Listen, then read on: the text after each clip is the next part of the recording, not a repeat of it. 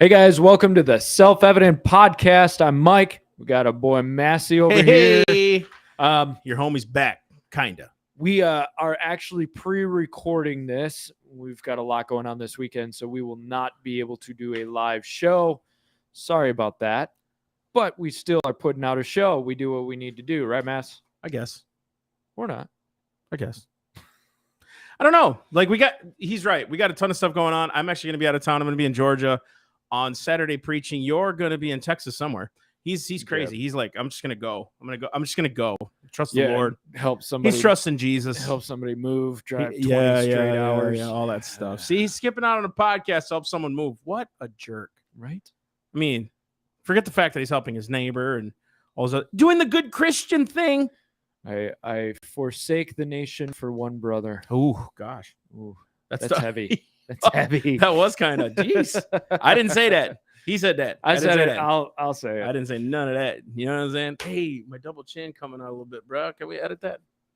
You know what I'm saying? I don't know that we have the Photoshop skills. Wow. Okay. Yeah. On to Russia and Ukraine. Oh, man. So this is going to be kind of a different podcast because we're not doing news bits. We're not doing any fluff. We're getting right into this. Yeah, I think one of the things we didn't want to, if you know anything about this podcast, you know I'm not a fan of current events. I can't stand talking about it. It just frustrates me to no end. But what happened on this one was, okay, Russia is invading Ukraine. That's kind of a left field thing. You know what I mean? Where did that come from? Why was it happening? And if you guys ever watched this podcast, you know I'm not a conspiracy theorist guy. I'm not a jumper into the river thing.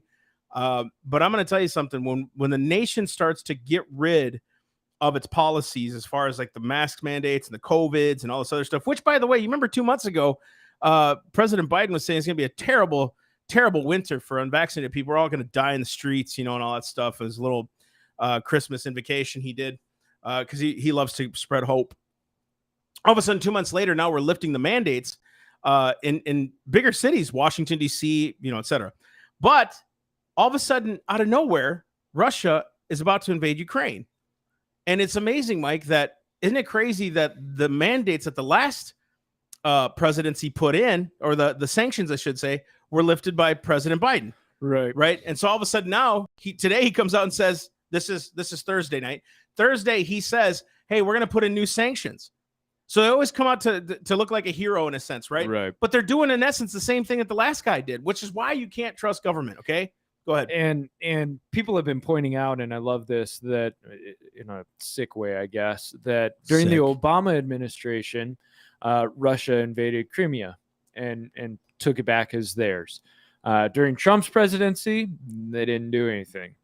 Biden's in office, and all of a sudden now they're invading an independent nation named Ukraine. Yeah, remember when President Trump was in office, the left was constantly saying that guy's going to lead us into World War III. He loves Putin. He's Putin's lapdog. But he's going to take us into World War III, and it's going to be nuts. All of a sudden now it's like, okay. One day it was like he's Putin's lapdog. The next day he's going to go to war with Putin and start World War III. And it seems like President Biden is both. Yes, Mr. Putin. We'll accommodate. It really is. Right? And then I'm just going to stay away from it, but I'm going to send my troops there. I mean, this is ridiculous. And we got a lot to cover because government is not supposed to be an interventionist. Right. That is not, or at least the American government. So we'll get into the Constitution side of this things, but let's get caught up to speed to where we're at right now. So at the moment, it looks like El Momento. Ukraine's capital is pretty much fallen to Russia. It may have happened already by the time this airs. The most latest announcement, shortly before 1 a.m. Kiev time, Ukraine's President Zelensky announced the enemy's sabotage forces have entered the capital. Me and my family are remaining. He has also said, we are not afraid to talk to Russia. We are not afraid to talk about security guarantees for our state. We are not afraid to talk about neutral status, but what security guarantees will we have, but which countries will give them? He also said, we are left alone in defense of our state. Who is ready to fight with us? I don't see it. Who is ready to guarantee Ukraine's ascension to NATO? Everyone is afraid. I asked the 27 leaders of Europe whether Ukraine should be in NATO. Jeez. I asked directly. They are all afraid, and we are not afraid, he said. Man. So it looks like Ukraine is about gone. Yeah, totally. when I was writing this podcast map, Russia had actually taken control of Chernobyl, which sits about 80 miles north of Kiev. Now, the reason that's so important is because Russia can stage troops and artillery and everything there without threat of being hit with shells, because any shells that hit Chernobyl itself could release radioactive dust and really cause trouble for the rest of Europe. And you look at the map, and Russia's pretty much on all sides of Ukraine except for the west side. Sure, coming in, attacking all over the country. Now, the U.S. is deploying to other NATO nations, in order to bolster their defense and to attempt to kind of contain Russia into the Ukraine. But the thing is, I don't think Putin has any interest in going any farther than Ukraine. So explain to the people, why Ukraine? Why go after Ukraine? Right. So this question has been coming up a lot. I was getting texts this morning about it. What's the spiritual significance? I'm like, honestly, I think it's a distraction. I think this is all smoke and mirrors in a lot of ways to distract us, right? Because it's like, okay, look, this happens. I'm not saying it's good. I'm not saying Russia should be invading Ukraine. I think they should, remain independent sovereign nations. And you were talking earlier about like how it's a hard issue. Like everybody's like, oh my gosh, independent nations getting invaded. We should all feel that. We should all, partner with that. So kind of two things there. We'll talk about why Russia seems to be wanting to do this. So Russia, and somewhere in my notes, I've got the deeper part of it. Russia, Putin has this kind of idea. Okay. So a lot of people believe he's trying to reunify the Soviet Union. Okay. And actually earlier I was thinking, okay, that's what this looks like. Get the Soviet Union reestablished. Old KGB agent, obviously still has some understanding of the communist system and all of that. However, he's put out speeches himself that kind of complicate this whole thing. Others theorize it's not the Soviet Union that he wants, but actually an imperial Russia with the old territories reunified as a union, which would include Ukraine and Belarus. He already has Belarus. He actually has Russian troops and Belarusian troops coming in together. But Ukraine's kind of that third piece. And so in his own talks, he claims that Ukraine was shaped by Russia, which actually, if you go back to the original founding of that area, that's what founded Russia. It was old Norsemen way back. And they founded Kiev, it was something Kiev Rus or something. And that grew from there into Russia, Ukraine, and Poland and Lithuania were all in it. So Ukraine's kind of been up in the air for a long time. Now, one of the issues with Ukraine is a very resource-rich country, and it's also considered the breadbasket, right? And so there's a lot of value to Ukraine, and Ukraine builds a buffer for Russia against NATO. So if Ukraine joins NATO, all of a sudden NATO has space for all of their bases right up against Russia's border. So when I look at it, to me, I look at it as Putin's got several reasons to make this move. One of the biggest ones is Biden himself. Biden's worthless. Yeah, I think so if you guys don't know, Mike really lays out a lot of our podcasts. He kind of does a lot of homework. I have to do my own little research and things like that, but he usually lays this out. And one of the things you put right away is America's response to what's happening. Right. And the reason he can attack is because, like you said, President Biden is what would be the right word? What's still acceptable? How do I stay a Christian and say the right word? He lacks the fortitude. He sure is. Yeah, he lacks the fortitude to stand, because what he's doing is appeasing Democrats and Republicans. What he's saying is, I don't want to be involved, but I'm going to be there anyway. How the U.S. gets pulled in these stupid conflicts, I'm just like, this is craziness to me. Which, you know what I mean? And that's going to be conversation for a little bit, because you're talking about that at work. Right. But here's what's crazy. Like, I understand. Listen to me, Christians. Yes, pray for Ukraine. Yes, pray for this and all this other stuff. We're talking strictly governmental right now. Right. What the government should and should not be doing. Okay. I'm not talking about being Christians and praying and going over there, sending missionaries. None of that stuff. I'm talking about strictly government right now. Okay. This was America's response to what's going on. Number one, Biden imposing strong sanctions, new limits on Russia, because they're already listening to Right, because that'll really that's stir them. whew. Biden says impact on U.S. allies will be minimized because he can guarantee that. Yeah, of course. Putin is the aggressor, he said. I see him just pointing the finger. You're the aggressor. Yeah, well, I mean, but this is what government does, right? It's you unvaccinated that's the aggressor. It's you on the right. It's Trump. It's everyone else, right? These they literally play the victim card every single time. Right. Because we start. First off, if you think about, like you said, Ukraine being a rich nation as far as its resources, right? You shut down our oil lines and everything like that, so we could become dependent on foreign countries, right? Then we become dependent on foreign countries. They get into a war and a conflict like this. Then what happens? Then oil price showed up. Yeah, it shoots up, but then the demand becomes higher. They won't import because of what's going on, right? Yep. So then we start losing. This is what happens. They know what they're doing. They're good at this stuff, right? Well, I think to add to that, everybody's the aggressor to the point where nobody is. So it's become so messed up and convoluted that Biden can say Putin is the aggressor, but nobody believes anybody anymore. And who is America to talk at this point? I'm not bashing America, but I'm sorry, when we threw ourselves into Iraq, we threw ourselves into Afghanistan, we put ourselves in Syria, we put ourselves in Libya, like at some point the rest of the world goes, we really don't care what you think, America, about people invading other people. Exactly, because we sound spineless. Honestly, we don't have the backbone to be us anymore. You know what I mean? So what else did he say, bro? Biden will what? Russia's ability to deal in yens, euros to be limited, because they're not working behind the scenes to cut the dollar out anyways. Exactly. Sanctioning Russian banks. They'll block 4 major Russian banks. They're adding sanctions on Russian elites. Will cut off some of Russia's imports. That hurts so bad. Estimate sanctions will cut off more than half of Russia's high-tech imports that we need anyways.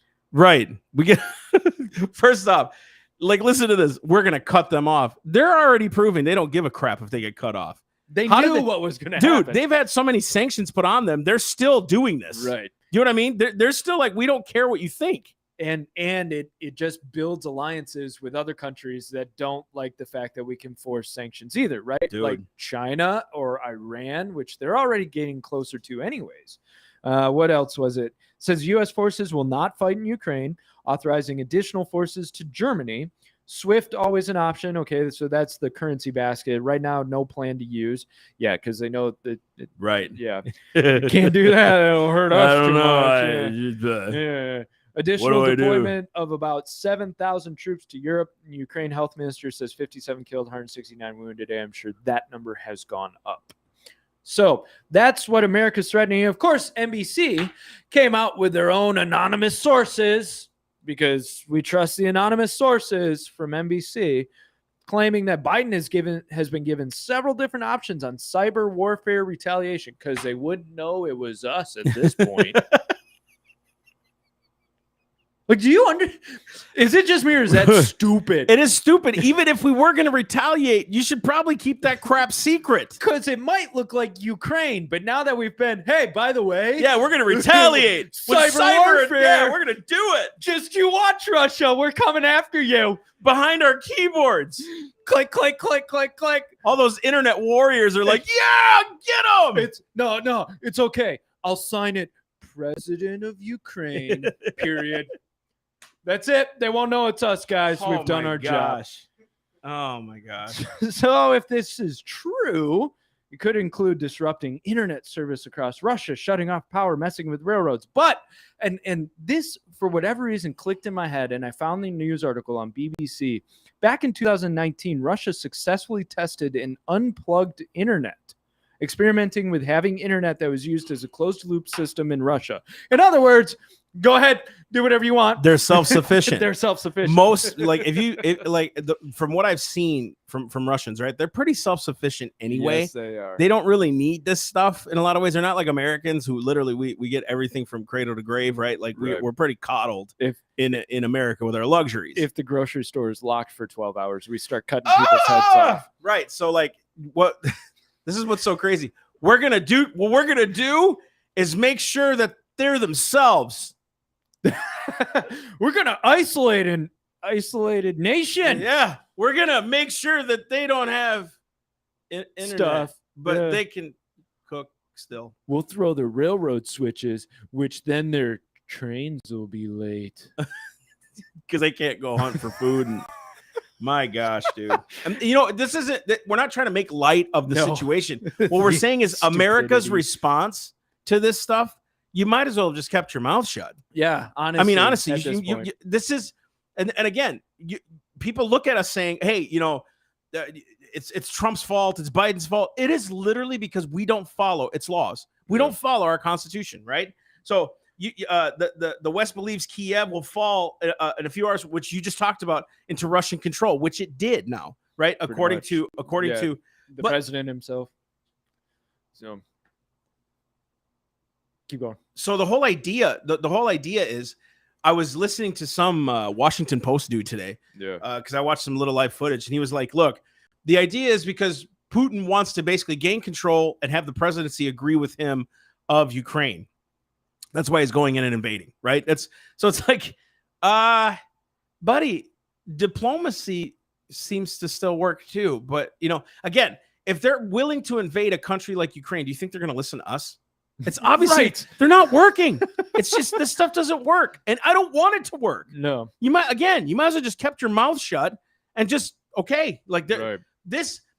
I don't mean to sound insensitive, so hear me out, please, because I do care about the people of Ukraine. I do care about the people of Russia, because both sides are affected. You ever notice we always have to pin one against the other, right? Well, that's Putin's decision. Do you think all Russians think that way? Like, hey, let's go bomb other nations?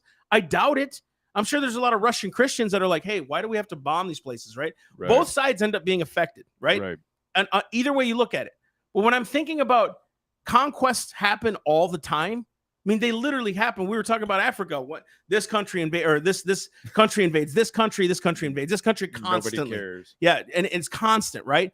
Why all of a sudden the press? Because if they keep you distracted, right, you're motivated by something else now, and they keep it emotional too. Oh my God.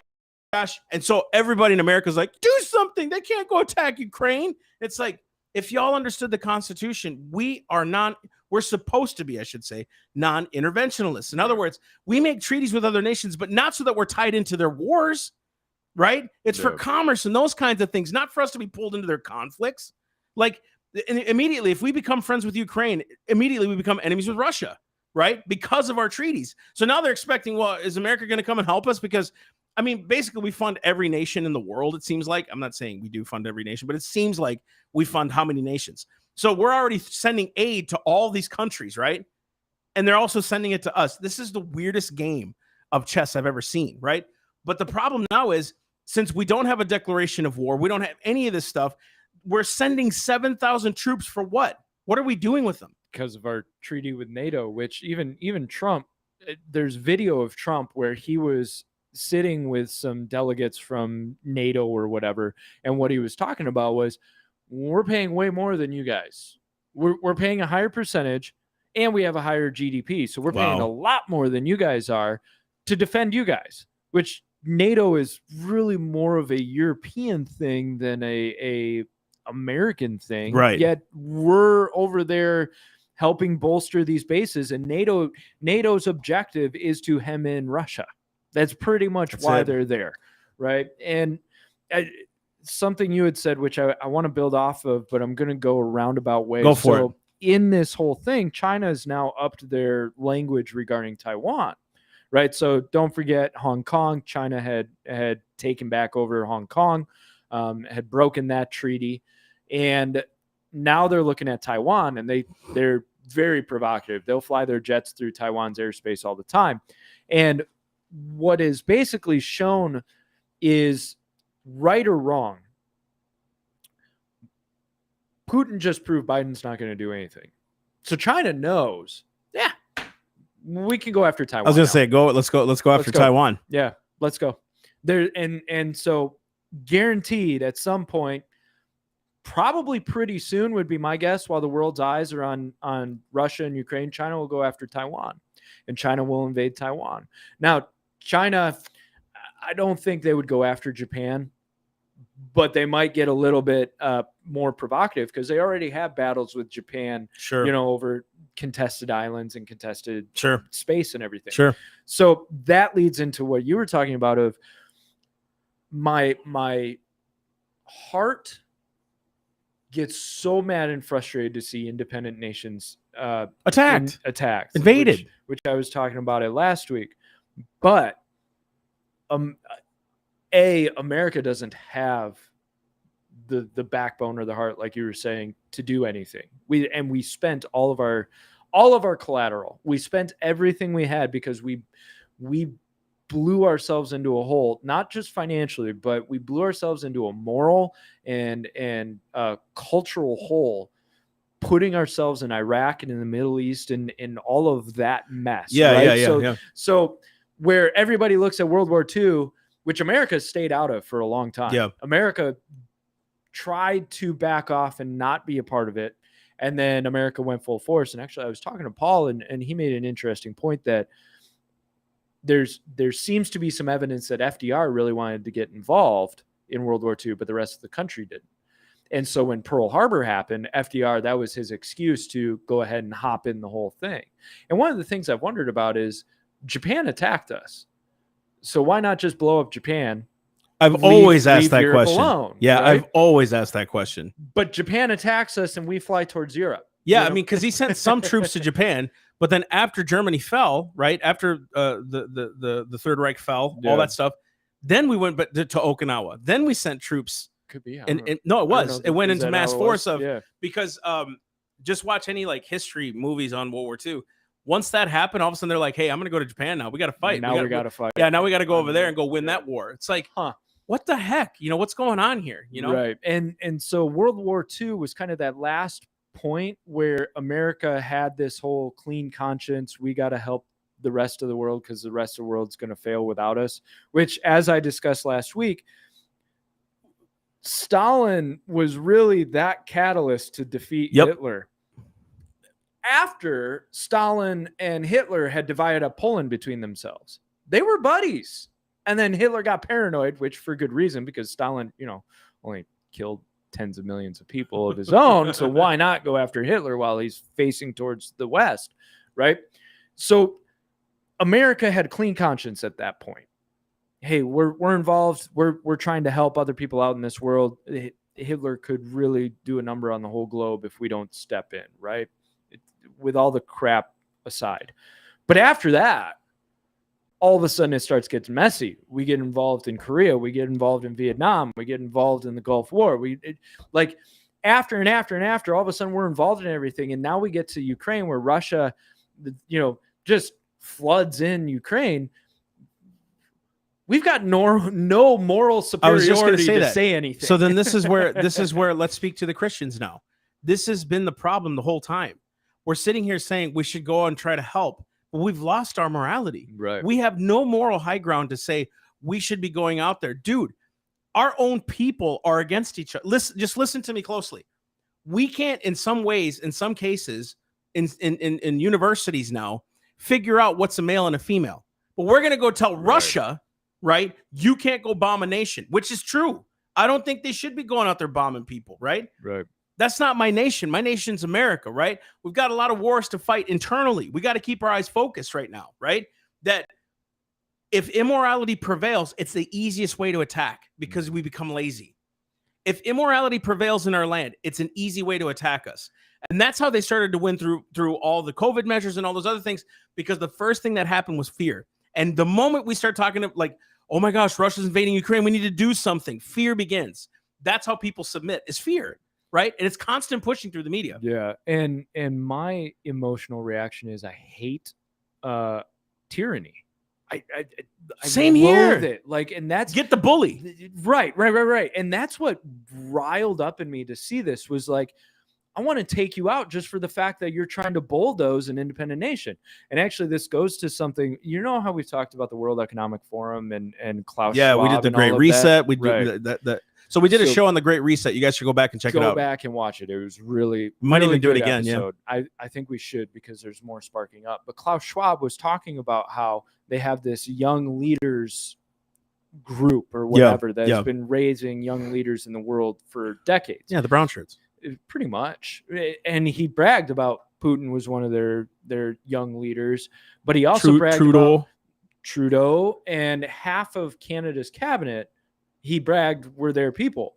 What riled up in me was, I want to take you out. Not a bullet to the head or anything. I want to take you out. I want to stop you. I want to do what I need to do to free the world from your tyranny, your evil, your wickedness. And it's very noble, right? It's very noble for us to think that way. Right. But we as a nation, we're not even close to the moral grounding to be able to do that, let alone constitutionally. There's real question is if we should ever get involved in something that doesn't deal with us directly. Yeah, but even if we do get involved, right, that has to go through a declaration of Congress. Right. The president doesn't have the authority to just start sending troops just because of some stupid treaty. So I want to talk about that because there's power of the president. Yeah. So for Congress has the power to declare war, grant letters of marque and reprisal, and make rules concerning captures on land and water, to raise and support armies. No appropriation of money that to be used for longer terms than 2 years, provide and maintain a navy, blah, blah, blah. For the president, he's got power to make treaties, right? And so, in other words, Congress would have to approve of us getting involved if we were going by the Constitution. Now, here's where it gets messy. Congress has passed legislation that has given the executive branch additional authority to act on certain specific foreign policy issues. Now, due to certain rulings, the power of the president to act with sanctions and use economic means has become case law. Justice George Sutherland's expansive interpretation of the president's foreign affairs powers states the president is the sole organ of the federal government in the field of international relations, he wrote on behalf of the court. He, not Congress, has a better opportunity of knowing conditions which prevail in foreign countries, and especially is this true in time of war. So in other words, Congress gave president more authority to do what he wants to do again, in times of war. Can a nation, unless by amendment, pass laws against its own constitution? Right. You know what I mean? Now, here, just listen to this with me for a minute, because put that on hold for a second. Yeah. Can you read this, what we talked about with constitutional powers of Congress? Can you read any of that where it says we can go to war with a foreign nation? Right. Hear me out. To declare war, not to go to war, to declare it. Why? Declare war. We're at war. Why would we declare war? We're not at war with Russia right now. We're not at war with Ukraine. We weren't at war with Germany. We weren't at war with Japan. Right? So we declare war. Why? Because we are being attacked. Listen, grant letters of marque and reprisal, make rules concerning captures on land and water. Where? In our shores, in our land and water, right? Listen, to raise and support armies, but no appropriation of money to that use shall be for a longer term than 2 years. Provide and maintain a navy. To do what?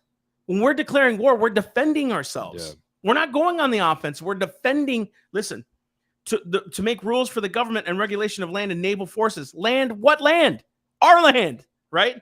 To provide for the calling forth of militia to execute the laws of the Union, suppress insurrectionists, and repel invasions. Invasions of what? Our land. Right. It wasn't meant to go. Defensive in nature. Yeah, dude. We were supposed to be defensive. We weren't supposed to go out and attack other nations because we felt that we needed to go get involved in their wars. Why do you think they stopped almost invading France when we became a nation? Washington was like, we ain't getting involved in France's war. France was like, dude, we just helped you win your independence. And he goes, I know. But we're not under that same treaty no more. We're an independent nation now. We're different. Jefferson was frustrated. He's like, we should go out there. So then I think if I'm reading this correctly, I hope I'm not mistaken in saying this. So I'm going to say it and someone could correct me, please. But he was saying, then fine, let the people on their own go help France. Like, we'll just go take them and we'll go help France. And Washington was like, dude, it's going to divide the nation. Right. So if we didn't get involved during Washington's time, right, what makes it? And dude, it was a noble cause.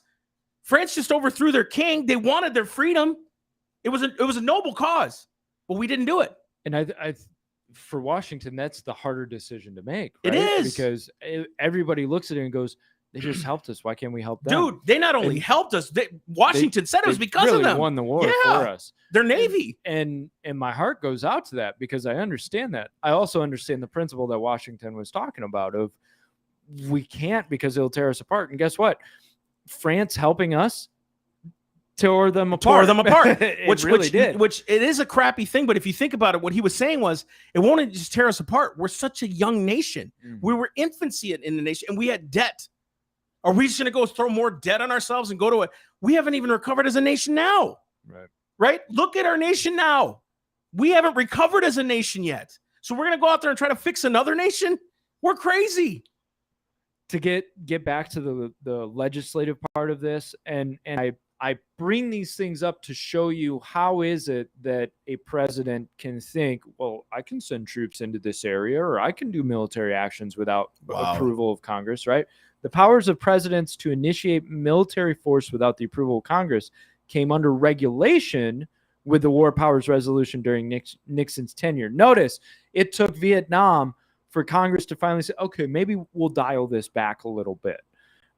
This regulation has been argued about, and there have been times where Congress has granted presidents to use military force, and other times where presidents have used military force without congressional approval.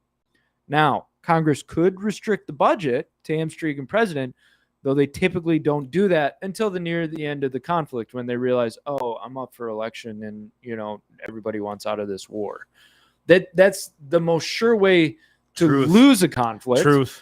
And the most sure way to run with your tail between your legs, because you at all times you're divided against this is a house divided against itself when this happens, because the president goes, well, we need to get in there, and Congress goes, we don't have the stomach for that, we're not declaring war, we're not giving you congressional approval. So then the president has to try and do his whole thing with whatever he can, avoiding congressional approval. And then finally Congress after a while goes, well, okay, now we'll take your money from you, which is so frustrating that if you would stick to the constitutional principles, we harp on this all the time.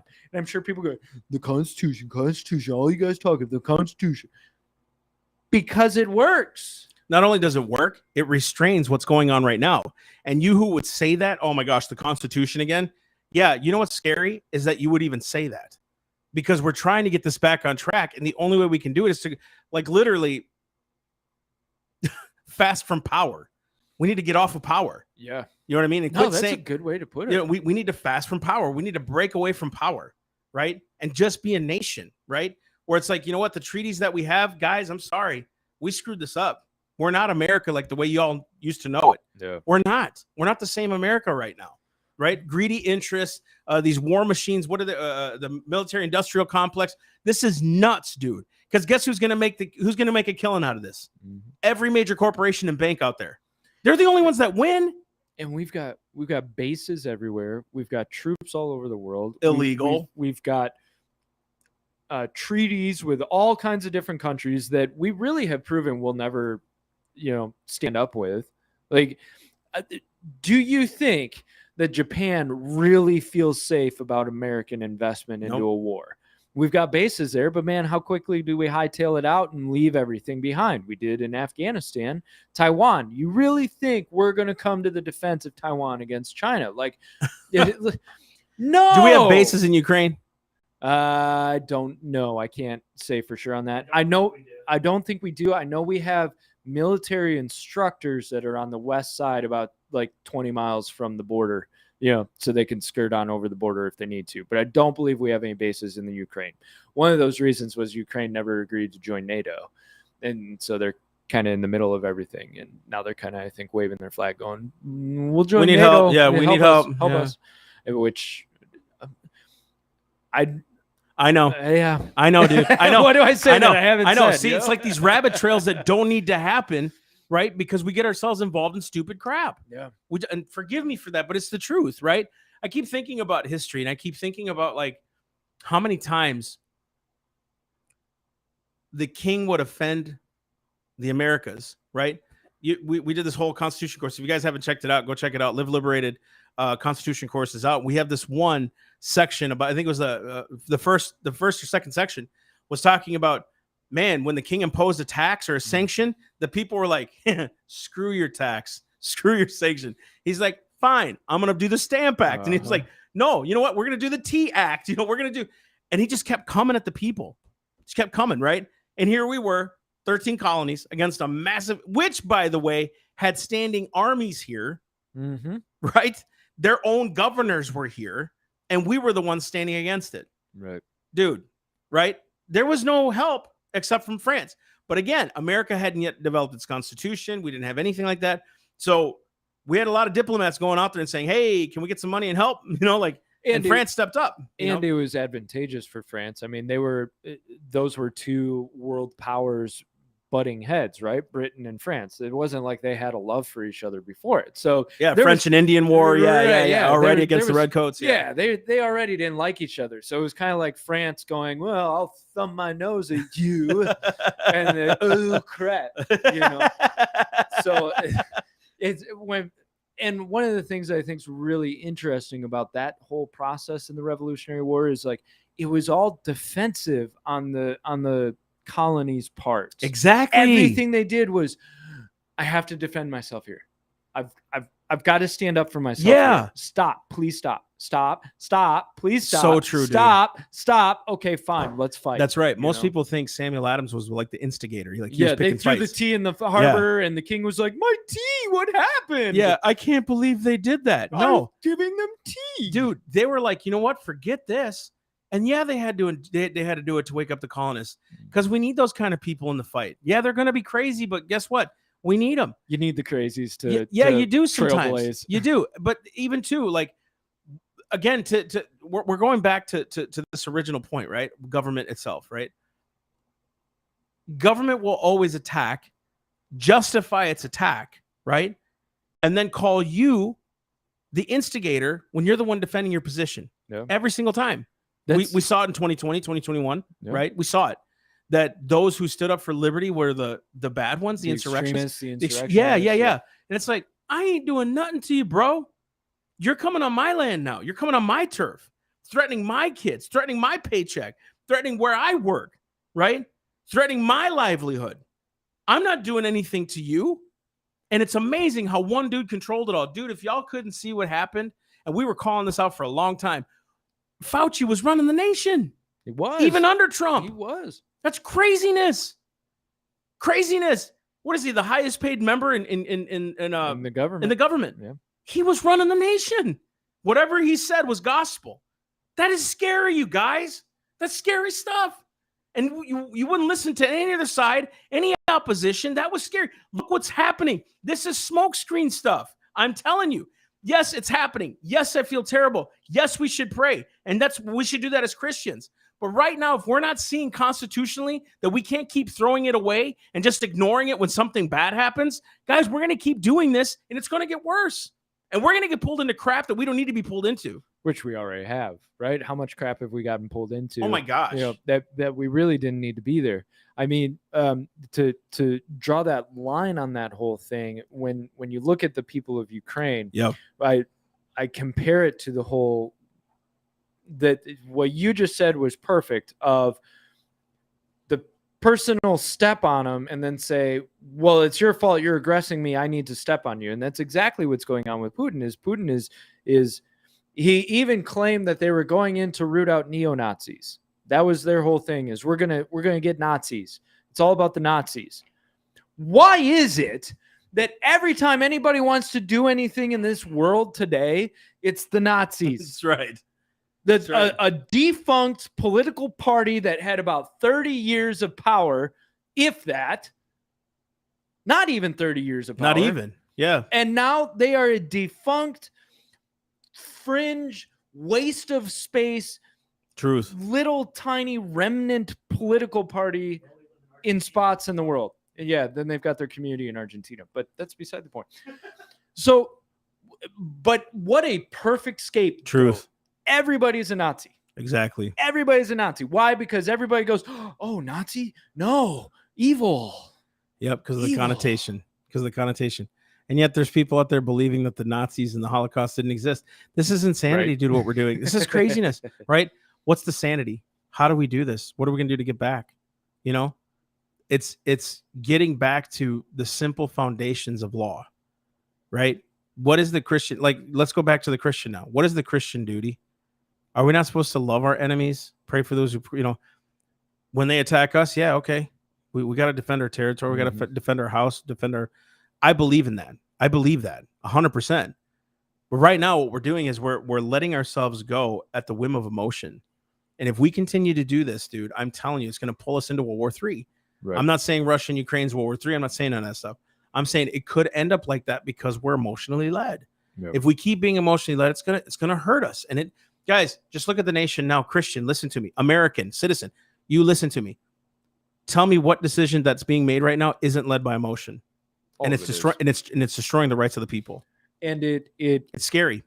And I can understand people thinking, we need to help them. We need to help them. Trust me. There's a part of me who doesn't agree with that. I want to help. Yeah, who doesn't agree with that? Because the other side of the coin is, I know if we were being invaded, it would be like, help, somebody help us, right? But at the same time, and I said this last week, I think it was Henry Kissinger said, America doesn't have friends, it has interests. Ooh. Yeah, we'll help you. Why don't you give us half your land? Right. Yeah, we'll help you. Why don't you let us take over your economy? Yeah, sure, we'll help. Why don't you give us your major cities? Right. And all your major corporations. Sign them over now. Start using our dollar. Dude, I'm telling you. Stop using That's all it's going to take. Is they don't care about America. They care about what they want. And it's the truth. It's the truth. And so I think what's unique and what I'm praying against and what I'm praying for, so because I want to give hope. To me, when this stuff happens, it's just the light exposing darkness, and the light is growing, dude. I'm telling you, there's hope. There's hope. And people will freak out about this stuff, and I get it. I'm really not. I always lean on Psalm 2. Why do the nations rage? People imagine a vain thing, right?